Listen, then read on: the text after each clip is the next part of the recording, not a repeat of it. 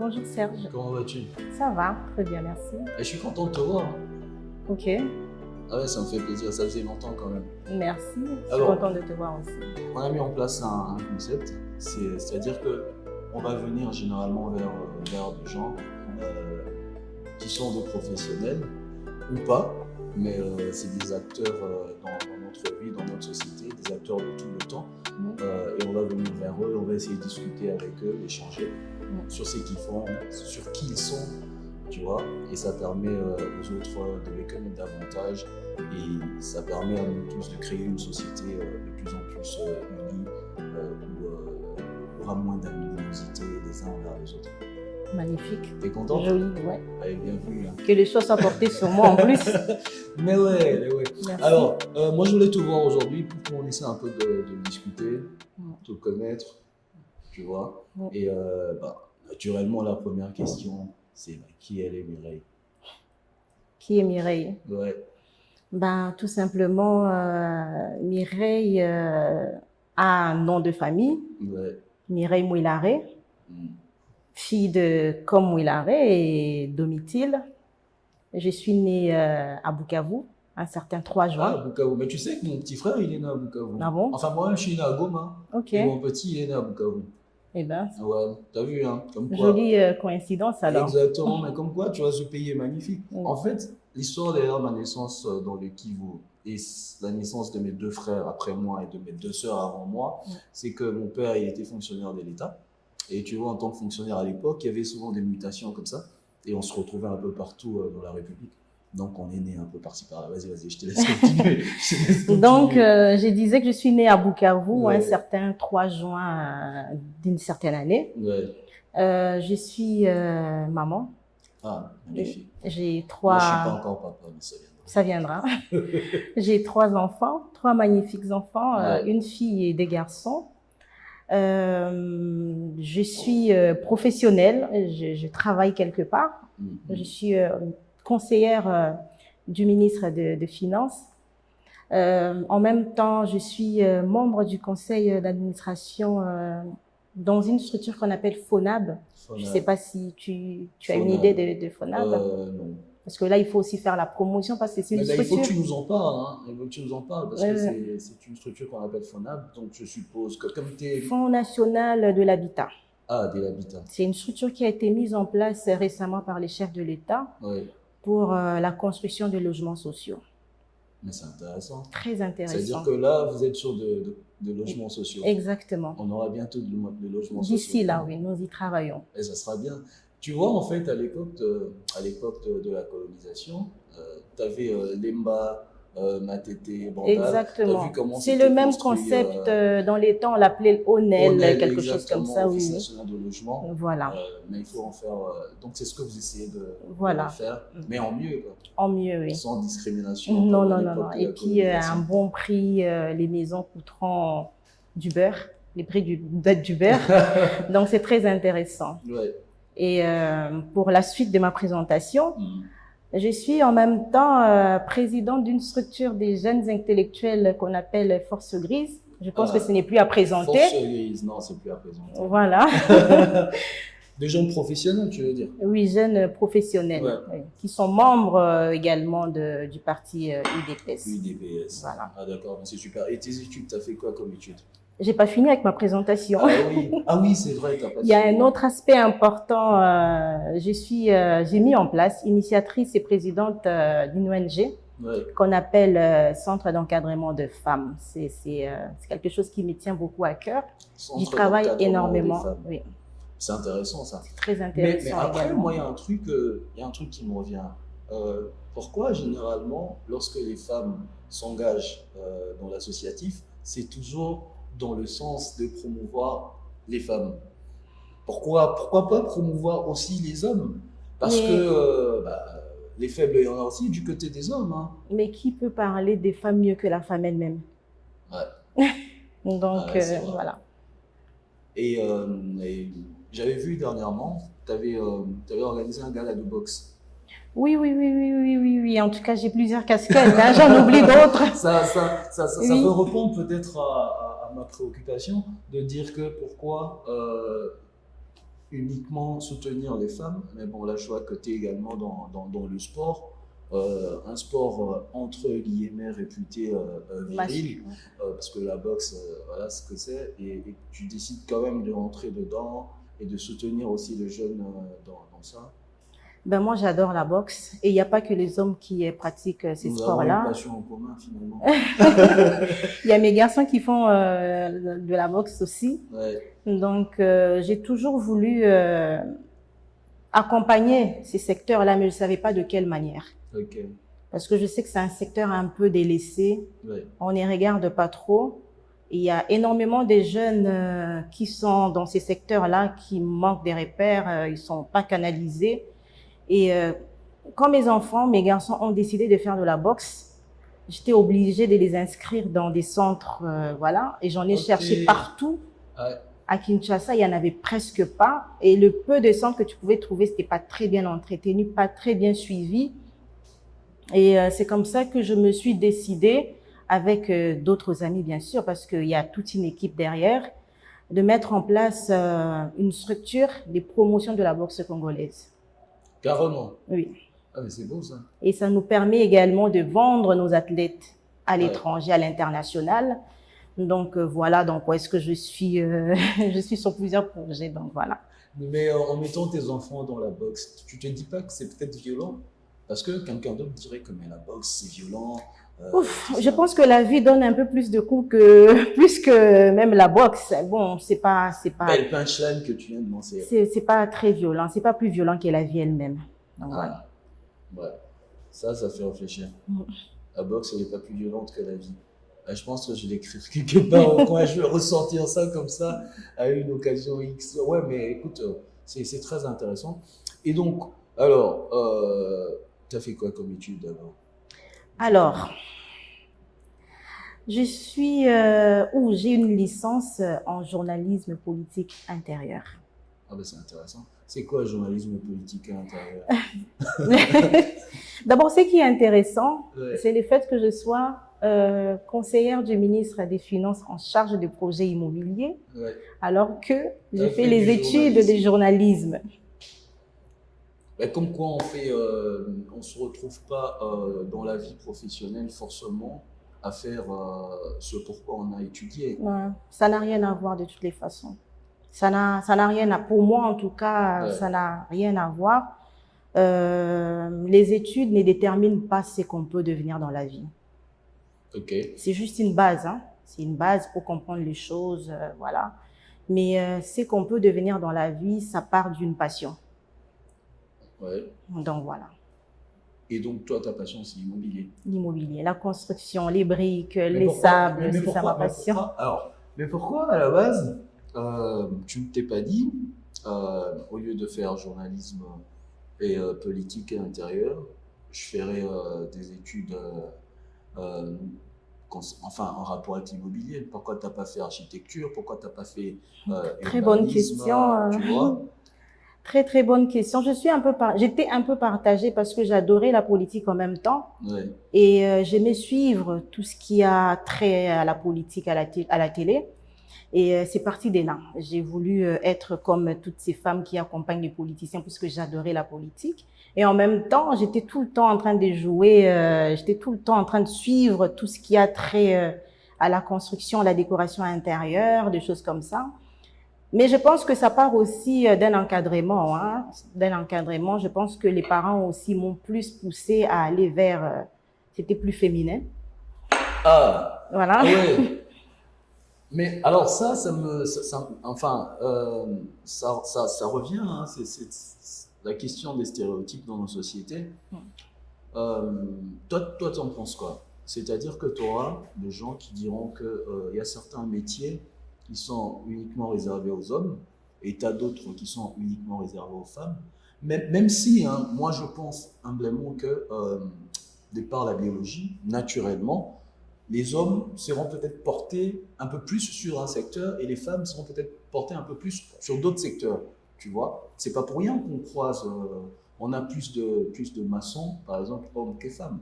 C'est-à-dire que les travaux Ça, c'est par rapport à l'endurance physique. Exactement, la biologie. Voilà. Mais sinon, en revenant au stéréotype, toi, t'en penses quoi? Ceux qui pensent que ça, c'est déterminé pour les hommes. Moi, je suis la preuve vivante. Hein. Ouais. Je suis la preuve vivante. Je suis dans un chantier tous les jours.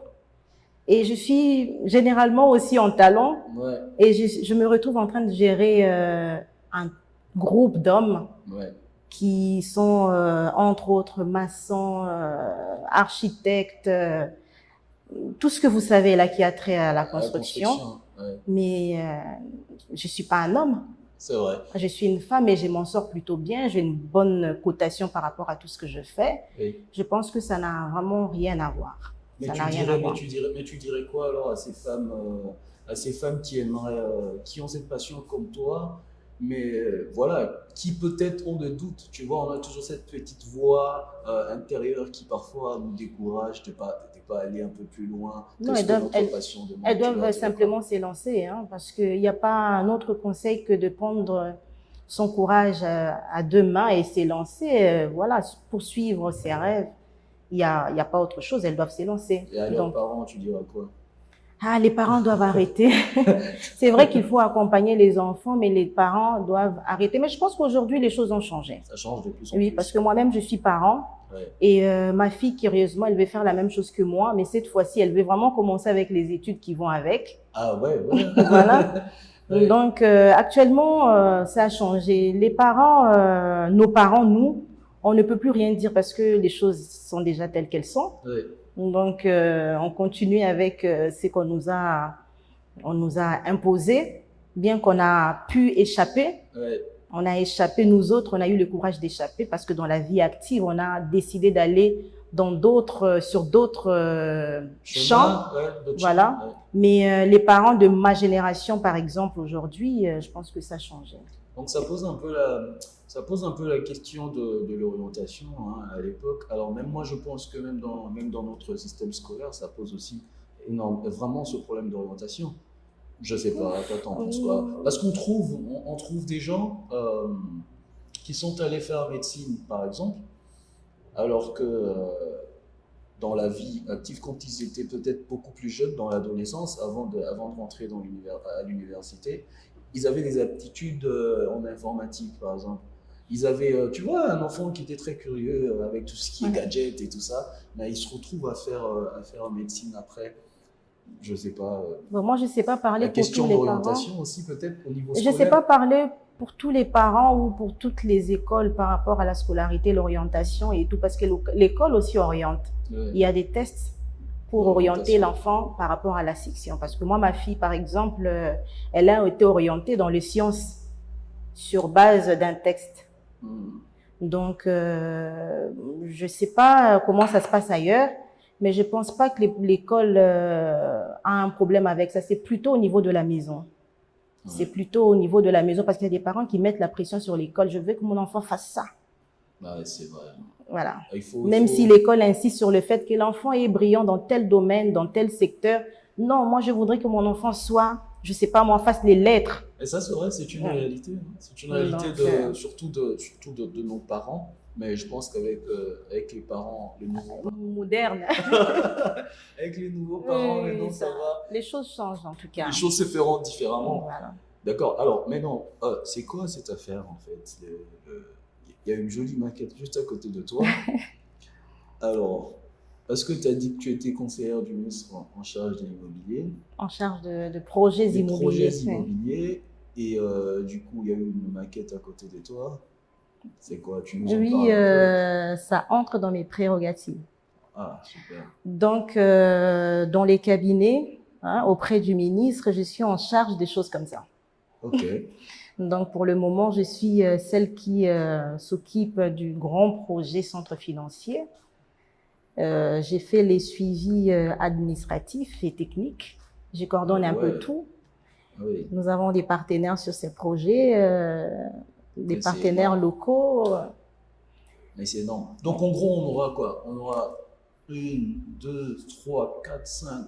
On aura quoi? On aura 5 grandes tours, c'est ça? Tel que ça se présente là, oui. Oui, on aura 5 grandes tours. Oui. Et au total, il y a 9 bâtiments. 9 bâtiments. Oui.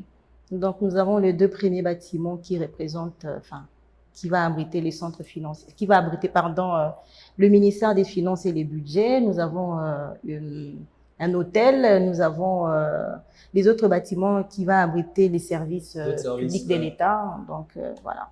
Ah, mais c'est intéressant. Et donc, c'est toi qui gères tes centres. Heureusement. Est-ce que, alors, donc du coup, tu penses quoi de ce qui dirait que les femmes qui sont très engagées comme ça, les femmes voilà, qui gèrent de gros projets comme ça repousse un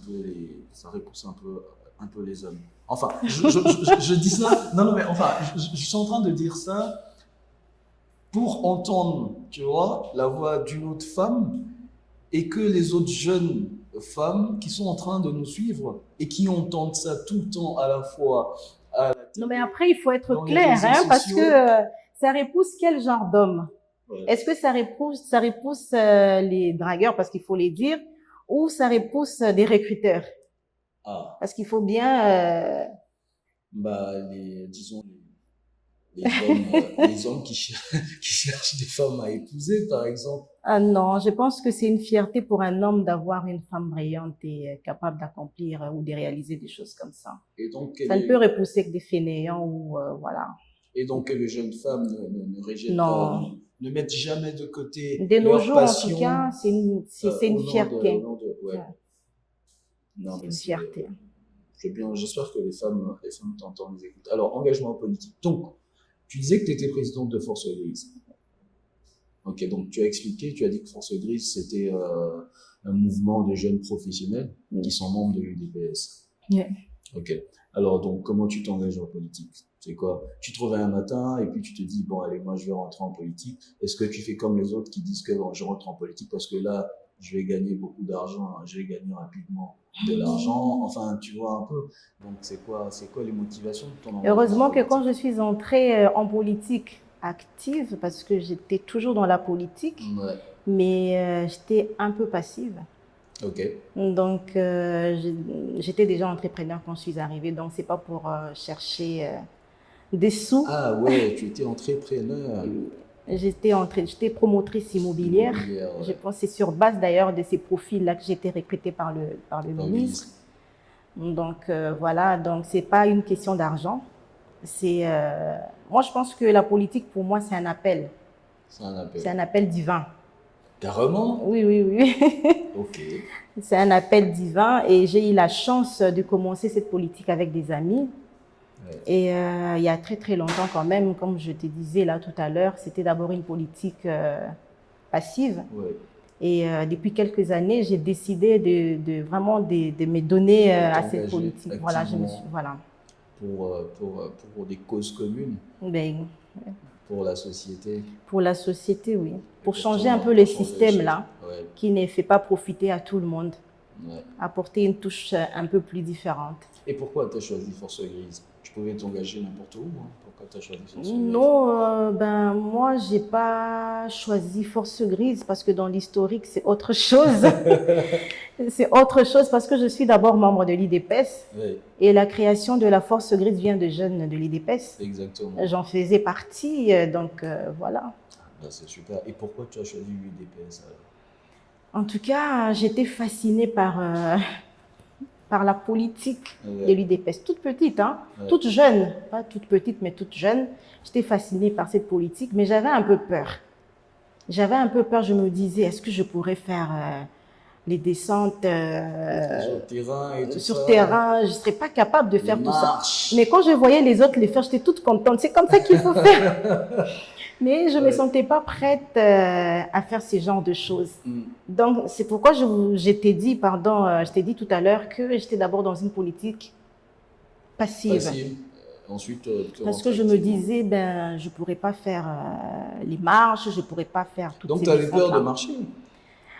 Je ne me sentais pas capable. Physiquement, je ne me sentais pas capable de le faire. Non, mais tu enfiles un jeans, tu enfiles de basket, et puis tu mets un short. J'avais un peu peur, hein, pour dire vrai. J'avais un peu peur, mais j'aimais vous voir, mes amis et tout. J'adorais voir comment est-ce qu'on s'est déployé.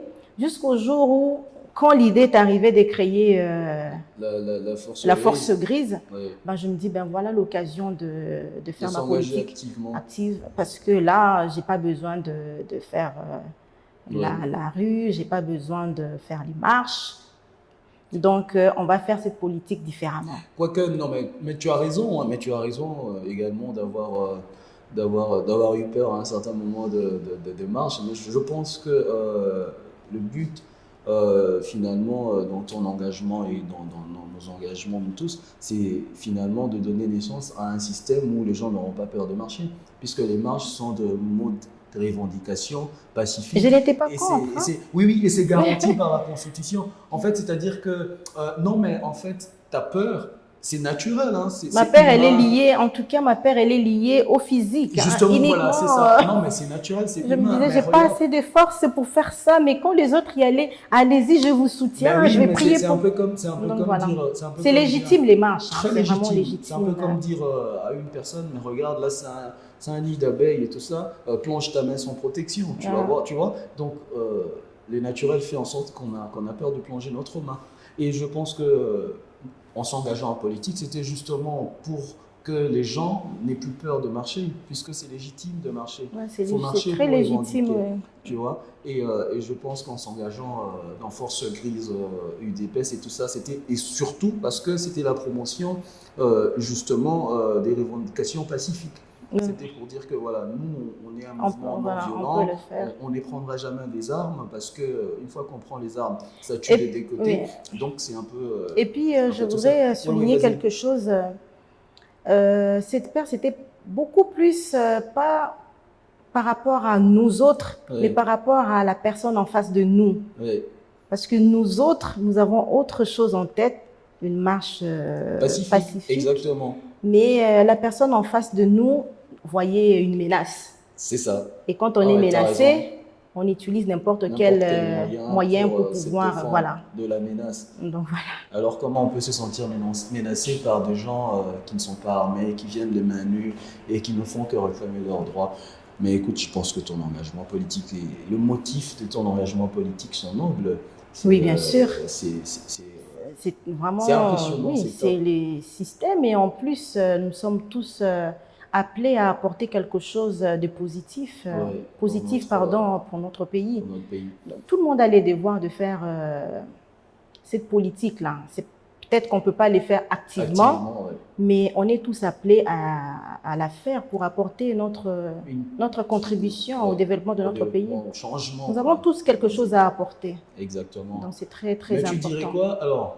Tu dirais quoi à ces jeunes gens, surtout les femmes, qui ont peur de l'engagement? Parce que tu vois, je reviens à ce qu'on disait tout à l'heure par rapport à la peur de marche et tout ça, par rapport à l'autre qui est en face, qui utiliserait tous les moyens pour se défendre, c'est-à-dire que l'autre va se permettre de nous agresser alors que nous ne sommes pas armés. Alors qu'est-ce que tu dirais actuellement à ces jeunes femmes qui ont toujours peur de s'engager, alors que clairement aujourd'hui il n'y a plus en face cette personne qui agirait avec des gourdins, des bâtons et des armes à feu pour les empêcher de réclamer des droits par des voies pacifiques de manifestation. Qu'est-ce qu'aujourd'hui tu diras à ces jeunes femmes-là qui voudraient s'engager aujourd'hui, mais qui ont peur, mais qui n'ont pas encore trouvé cet élément déclencheur-là? Bon, je ne peux pas donner une réponse assez globale parce que ça dépend de quoi est-ce qu'on a peur. Oui. Moi, j'ai parlé de simple marche, mais il y a des femmes qui ont peur de s'engager parce qu'on les a tellement raconté des histoires comme quoi, quand tu es en politique, tu dois avoir un parrain qui t'aide à, je ne sais pas moi, à faire quoi que ce soit. Les hommes, ils prennent des femmes politiques pour des femmes légères. Voilà, il y a tellement de choses qui se racontent. Peut-être que tu martèles là-dessus. Oui, il y a tellement de choses qui se racontent. Alors, parfois, il y a certaines femmes qui refusent de s'engager activement parce qu'elles ne veulent pas être utilisées. Elle a des idées, elle a envie d'apporter aussi sa contribution, mais elle ne veut pas être utilisée. Et ce sont des choses aussi réelles. Hein, ce sont des choses réelles qui se font dans les milieux politiques. C'est pourquoi je dis toujours que moi, j'ai eu la chance de faire de la politique avec mes amis. Avec mes amis, donc même morale, comme on dit. Donc, il n'y a personne pour dire que c'est grâce à moi. Donc, en contrepartie, fais ceci pour moi. Cela. Donc, voilà. Il n'y a que mes compétences que j'ai mis en avant, donc voilà, qui m'ont permis à être ce que je suis aujourd'hui. Parce qu'il faut, mais tu as raison, il faut déconstruire un peu les idées reçues aussi. Exactement. On dit qu'une femme en politique, ça veut forcément dire que, voilà. Malheureusement, parce que je vois même des commentaires sur les réseaux sociaux. Quand on parle d'une femme politique, il y a des commentaires comme ça. Bon, elle passe sur les lits de qui ça, donc, des choses comme ça. Et ça fait mal. Et les femmes qui ne sont pas dans la politique active, quand elles voient des choses comme ça, elles n'ont plus envie de venir. Elles ont peur, oui. Elles n'ont plus envie de venir. Grâce à Dieu, je suis chrétienne. Grâce à Dieu, il y a la force grise qui donne l'opportunité à toutes ces femmes-là de venir faire de la politique différemment. Donc voilà. C'est important de parler. Vous devez parler. Moi, je pense que les femmes qui sont engagées comme toi et les autres femmes doivent de plus en plus communiquer avec toutes les autres femmes pour leur dire, pour déconstruire d'abord déjà les idées reçues. Et ensuite les inciter à s'engager parce que c'est important l'engagement. Exactement, parce qu'on laisse croire qu'une femme politique elle ne peut pas obtenir des postes sans avoir été la copine de tel ou tel. On oublie même que cette femme elle a des compétences ou qu'elle a été à l'école ou on oublie tout ça. Et pire encore quand on rajoute un joli sourire. Ah non, une femme intelligente ne peut pas avoir un joli sourire. Donc voilà. Comme si une femme intelligente c'était un robot qui ne souriait pas. Voilà, il y a tellement de choses autour de cette affaire, donc c'est compliqué. Les femmes qui ont su, enfin les jeunes surtout qui te suivent, les jeunes femmes qui te suivent, moi je suis convaincu qu'après ça, elles vont trouver le motif. Qu'elles viennent, il n'y a rien devant. Il n'y a rien en face, comme on dit. Qu'elles viennent. Non, écoute, c'est intéressant. Alors, tu as poussé plus loin ton engagement politique parce que tu es candidate. Oui. Tu es candidate députée nationale et provinciale. Oui. Alors, mais pourquoi tu as décidé d'être candidate? Pourquoi tu as décidé d'être porte-voix maintenant Alors, moi, j'ai une ONG. J'en ai parlé au début, les centres d'encadrement de femmes. Je suis dans beaucoup d'actions sociales et je suis très proche de la population. Vu que mon ONG accompagne les familles démunies dans la formation, ou par l'octroi des petits crédits pour des business, des choses comme ça. Carrément.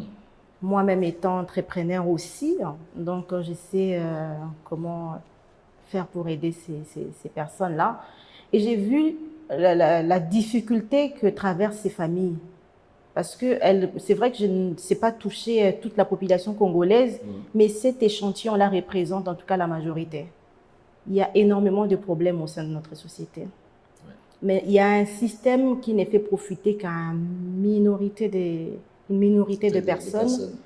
Et malheureusement, ces gens à qui nous avons fait confiance dans le passé, qui devaient nous représenter à l'hémicycle, qui devaient nous aider à évoluer, cette population-là à évoluer, ils n'ont pas fait ce qu'on les avait demandé de faire, ou ce qu'ils nous ont promis de faire.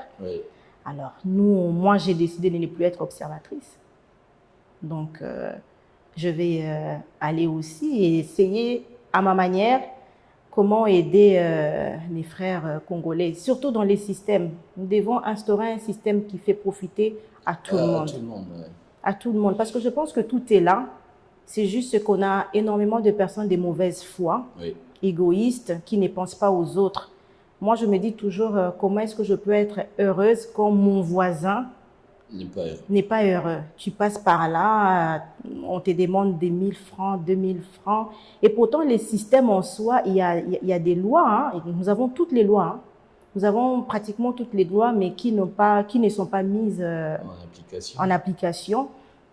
Il n'y a pas un suivi, il n'y a pas un contrôle. Il n'y a pas un contrôle. Ceux qui sont là ne savent même pas pourquoi ils sont là.